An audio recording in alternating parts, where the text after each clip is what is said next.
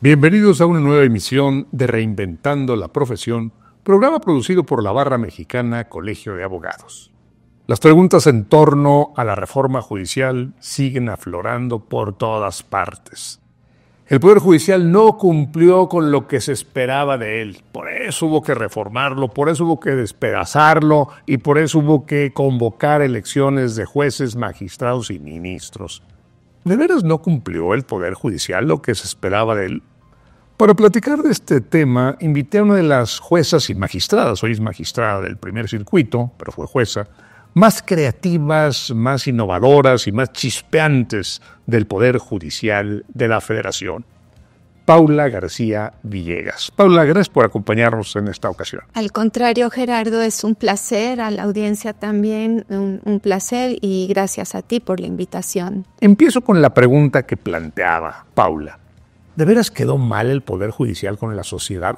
Hablemos de algunos de tus casos, pero en general, el Poder Judicial, no tú, no lo que tú conoces, en general, ¿quedó mal con la sociedad? ¿La defraudó? Mira, el mundo del derecho siempre va un poco más lento que lo que la demanda social reclama. Eso ha sido histórico.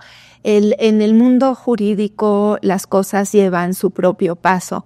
Esto tiene que cambiar, Gerardo, y la justicia no es la excepción a esto. Yo creo que la justicia sí debió de haber avanzado más y darse cuenta. Había desde el año 2000, y tú lo sabes bien, un libro blanco de reforma judicial. Todavía en 2017 fue un llamado de atención a la justicia por parte del Poder Reformador de la Constitución de preferir el fondo sobre la forma, es decir, que se resuelva el conflicto jurídico y que queden las partes que acuden al sistema de impartición de justicia al menos mejor de cómo llegaron, cuando menos en términos de la resolución del problema. Eso no era así en la mayoría de las ocasiones. La mayoría de las ocasiones eran sobreseimientos. Se decía que los argumentos eran inoperantes, ineficaces, que había una causal de improcedencia por cualquiera de las fracciones que están en la ley de amparo. En fin, a mi parecer, respetuosamente y con una autocrítica al Poder Judicial de la Federación al que pertenezco y quiero desde hace 28 años, sí faltó darse cuenta del movimiento social que demandaba y del llamado de atención del Poder Reformador de la Constitución a la justicia, que faltaba acercarse más y resolverlo. De los críticos, y lo he dicho no una sino muchas veces, Paula, los críticos dicen, ¿para qué voy con un juez, con un magistrado? Tengo este problema, esta dificultad. ¿Lo arreglo con dinero o con un balazo? Porque de aquí a que los jueces me resuelvan van a pasar 40 años. ¿La percepción era correcta? Mira, depende a qué te refieres con corrupción, si la corrupción es afuera o adentro. Sí, claro que entiendo la parte monetaria, pero si la pregunta específica la dices porque afuera, ¿me arreglo afuera o me arreglo adentro? En general, el Poder Judicial de la Federación no adolece de corrupción. La hay, pero en muy poca escala. Ahora, lo que sí tiene el Poder Judicial de la Federación es muchísimo nepotismo adentro, en donde es muy complicado a veces para una persona juzgadora trabajar en un órgano jurisdiccional porque le hacen la vida realmente compleja cuando hay personas con muchos familiares que no saben trabajar en puestos de oficiales judiciales, de actuarios. Entonces, se vuelve muy tortuoso el trabajo de un juzgador cuando quiere sacar adelante un órgano jurisdiccional que esté en los últimos lugares, que la punta del iceberg es el rezago y lo que hay atrás en realidad es una ineficiencia terrible de familiares colocados por todos lados, y le dices a uno que se desempeñe bien y te metes con 8. Pero dentro de esos 8 hay magistrados, hay jueces. Entonces sí es un problema ese. La corrupción en general no la hay monetaria, por eso a qué te refieres, pero sí hay cuestiones que a mí me ha tocado en donde mueven reloj checador, en donde notifican un día y pone el justiciable recibe otro día. Entonces se genera inequidad entre las partes y hay una especie, si la persona juzgadora trata de corregir eso, casi son intocables, casi no puedes corregir eso. ¿Estas ineficiencias justifican que se haya desmantelado el Poder Judicial? No solamente era esa, una de las cuestiones más sensibles que tuvo el Poder Judicial de la Federación, y te digo, lo respeto y lo quiero, Gerardo, quiero partir de esa base, pero sí fue poca sensibilidad en darse cuenta que el mayor porcentaje de la población mexicana no tenía acceso a la justicia. Era un sector muy grande que la justicia era muy lejana a ellos. Y esa justicia tan lejana también tienen problemas, también tienen que tener acceso a las instituciones del Estado mexicano para que dé respuesta a sus problemas, y la justicia era una institución a la que ni siquiera accedían. Entonces sí faltó suplencia, la eficiencia, la queja y acercarse. ¿En qué, Gerardo? A través de mecanismos alternativos para resolver controversias. Hacer camiones escolares, llevarlos a las plazas públicas con un letrero, Poder Judicial de la Federación, aquí se resuelven tus asuntos, y acercar en forma itinerante la justicia a las personas más desfavorecidas social y económicamente. Dije también al comenzar, Paula, que tú has sido una jueza y una magistrada muy creativa e innovadora. Me gustaría hablar de tus sentencias, ¿podemos? Con gusto, la que quieras. O de tus votos. Por ejemplo, te has destacado por tu gran cariño por el tema ecológico. Tienes algunas sentencias un poco controvertidas donde declaras que algunos animales son sintientes, y cuáles sí, cuáles no. Los delfines en particular, fue muy comentada esa sentencia o esa posición tuya. ¿Por qué no nos platicas un poco de ella? Sí, ¿por qué han sido polémicas las sentencias que he dictado? Porque me he adelantado a los tiempos. En todas las sentencias en donde ha habido algún tipo de, desde mi parte ha sido garantismo, progresismo, y más allá de eso, me preguntan, ¿por qué te tocan esos casos? Más que por qué me corresponden, Gerardo, porque yo voy sintiendo la demanda con mucha facilidad y voy sintiendo qué es lo que se debe hacer. Probablemente sí adelantada a mi época. Ahorita esas sentencias no son polémicas, ahorita esas sentencias son las que siguen. Entonces, ¿cuál es el problema de adelantarte a tu época? ¿O cuál es? Que cuando abres la ola te llega directo el golpe, pero tú la abres para atrás a las personas. Cuéntanos de los delfines. Mira, han sido 2 que he sacado de delfines. La primera eran unos delfines que tenían en confinamiento. Son animales sintientes de la vida silvestre, a diferencia de familia multiespecie, que también es una sentencia pionera y la primera en la que se les da la calidad de parte integrante de una familia a los animales, y totalmente convencida de lo que te estoy diciendo. En este caso, los delfines iban falleciendo, Gerardo. Algunos de ellos por problemas gastrointestinales, otros por problemas respiratorios, y los ponían a trabajar en este confinamiento porque atendían en una parte cuestiones recreacionales de los usuarios de esa pileta, y en otras también a niños y a otro tipo de problemas que tenían los niños y los acercaban a los delfines. Es correcto, los delfines son seres sintientes y los delfines ameritaba también darles un tratamiento como seres sintientes. ¿Y qué pasó?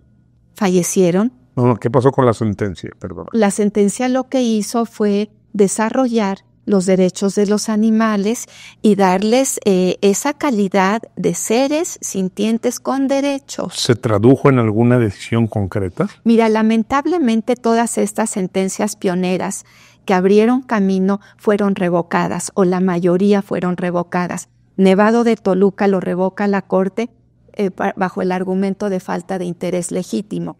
Déjame acabar con los delfines. También hay que hablar de Nevado. La sentencia de los delfines se revocó. ¿Y qué dijo la Corte? Esa llegó a tribunal colegiado. Que los argumentos de fundamentación y motivación de siempre. Entonces, sí faltó respuesta del Poder Judicial ¿cuándo empezó a ponerse las pilas el Poder Judicial, por decirlo en lenguaje cotidiano? Cuando ya estaba muerto el niño, cuando se había caído al pozo, cuando el Poder Judicial empieza a dar respuesta social, ya era demasiado tarde. Mis sentencias están revocadas y me encantaría que fueran sentencias que se leyeran, que se conocieran y que vieran la forma en la que revocaba o la Corte o los tribunales colegiados de circuito. Ya hablamos de esta de los delfines que revoca un colegiado. Ahora háblame de esta que revocó la Corte del Nevado de Toluca. A ver, el Nevado... ¿Cuál era el tema? El tema del Nevado de Toluca es que hubo un decreto por parte del Ejecutivo Federal. Ahorita estamos en diciembre de 2024. Acabamos de pasar un sexenio y era el sexenio del presidente... fue el presidente López Obrador y el presidente Peña Nieto. En el sexenio, el presidente Peña Nieto, él era del Estado de México, como es del Estado de México. El Nevado de Toluca está en el Estado de México. Entonces, él ya como presidente degrada, van conservándose las áreas naturales y los bosques en general con ciertas calificaciones que les van poniendo. Degrada el Nevado de Toluca porque ya no tenía, desde el punto de vista ambiental, ya estaba con muchos asentamientos humanos. Esos asentamientos humanos, en la tierra, por ejemplo, sembraban papas, sembraban diferentes cultivos que además lastimaban la tierra. Y había, sí, los talabosques, pero talabosques que lastimaban también y estaban talando los bosques el bosque sin control alguno. Entonces, ¿tu decisión cuál fue? Mi decisión fue de avanzada también, porque fue una decisión, el Acuerdo de Escazú lo firma México en 2021, esta sentencia es de 2014. El Acuerdo de Escazú trata de la información en materia ambiental. Este nevado valida, el presidente no lo logró entender, porque yo protegí la parte donde dije, a ver, tenía que degradarse el nivel, sí, porque ya no había alternativa, pero que no siguiera lastimándose el ambiente. Entonces, él lo entendió como un golpe directo a él, nada más alejado de la realidad, y fue revocado por esa razón, probablemente. Nada más alejado. Si le dan buena lectura, yo protegí lo más que se pudo de la decisión del Ejecutivo Federal, pero sin que se siguiera perdiendo más área natural protegida del Nevado de Toluca.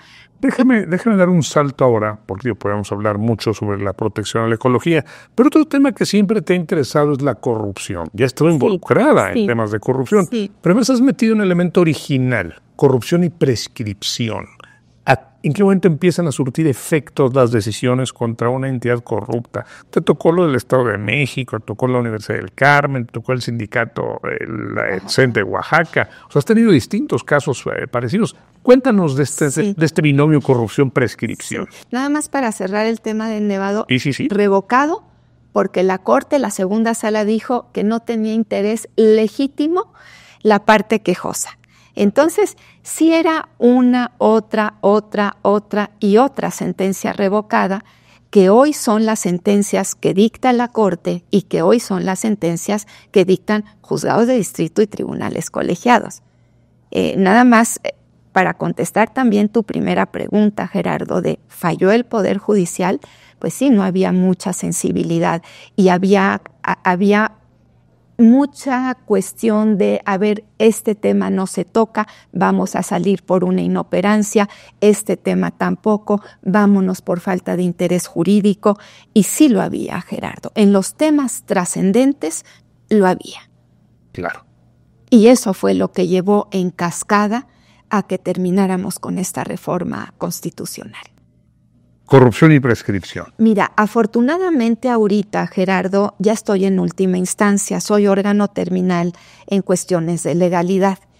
Y al ser órgano terminal en cuestiones de legalidad y de constitucionalidad, de leyes locales y de reglamentos federales y reglamentos locales, porque así lo determinó la Corte en acuerdos generales, eso permite que la sentencia sea cosa juzgada, que ya no haya una revisión, salvo en amparo directo o en el recurso de revisión fiscal, tratándose de cuestiones que tienen que ver con constitucionalidad de leyes federales, tratados internacionales, y sea de importancia y trascendencia para el orden jurídico nacional.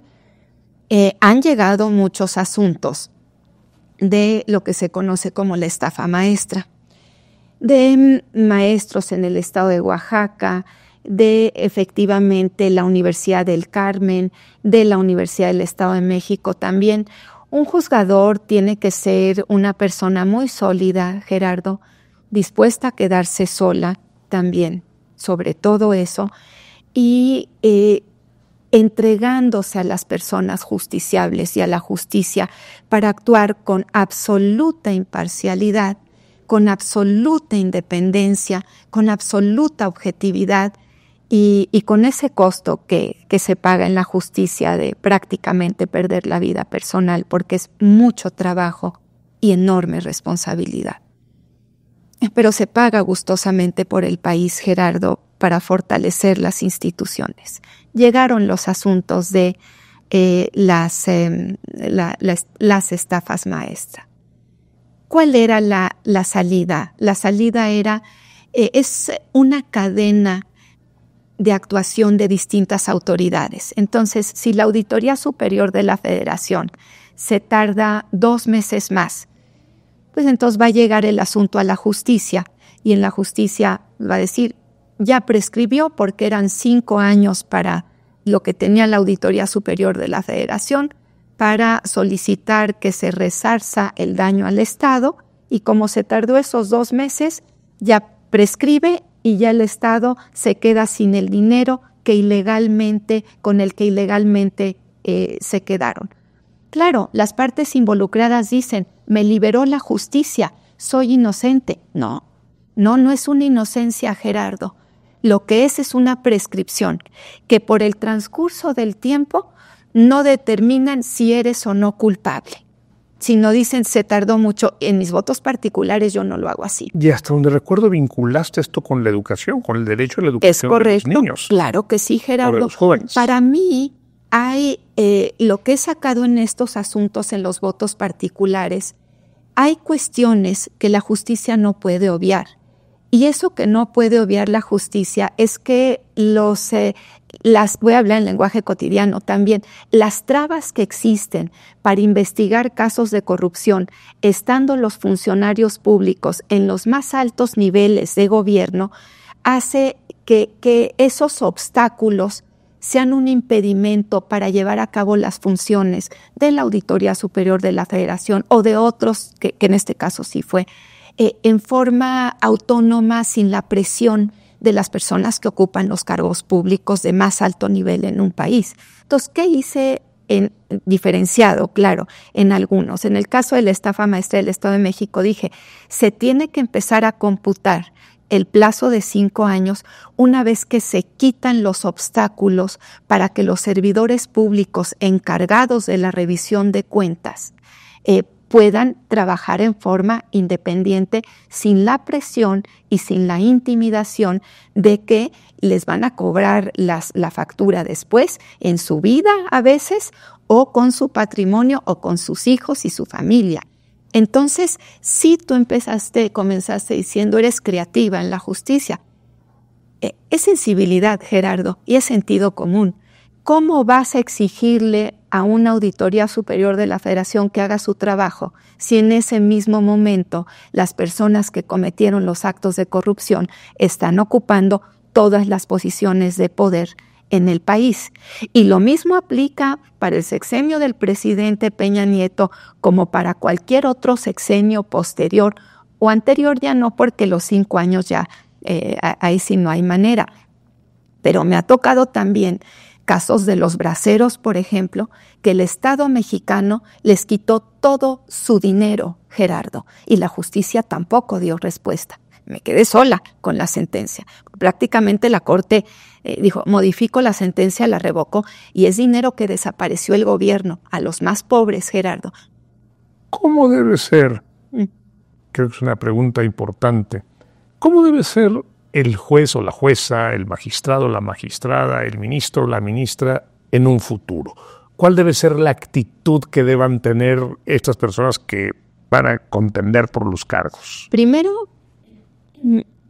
querer estar solos y abrazar la soledad. Para que un juez pueda hacer bien su trabajo, tiene que abrazar esa soledad.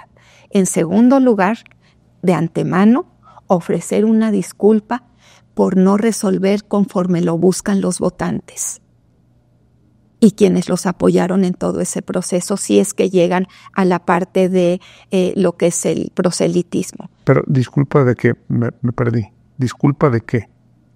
Porque tienes que ser autónomo, Gerardo.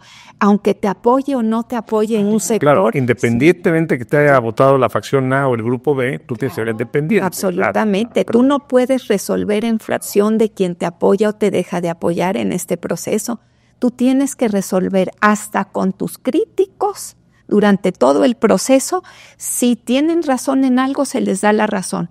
¿Y cómo debe de ser la justicia? Justicia social, Gerardo. Ha sido una deuda histórica que hemos tenido en este país, la justicia social. La he hecho, Gerardo, y la he impartido, pero me he quedado muy sola en la justicia social. Y una justicia muy empática con los grupos que han sido históricamente también marginados, excluidos, abandonados. ¿Cuál es tu apuesta sobre lo que va a ocurrir? Hay quienes dicen va a ser un desastre, se va a caer todo, la industria, el comercio, las relaciones internacionales, todo esto va a perder fuerza, los jueces van a dejar de dar confianza a inversionistas extranjeros, nacionales, y vamos a vivir en el caos, es decir, un caos pavoroso. ¿Esto ocurrirá o no ocurrirá, Mira, Paula? Ya me lo preguntaron, Gerardo, previamente, y te quiero decir que la responsabilidad mayor está en los comités de evaluación. Sobre ellos pesará quiénes van a pasar a la insaculación y quiénes van a irse posteriormente a la votación popular.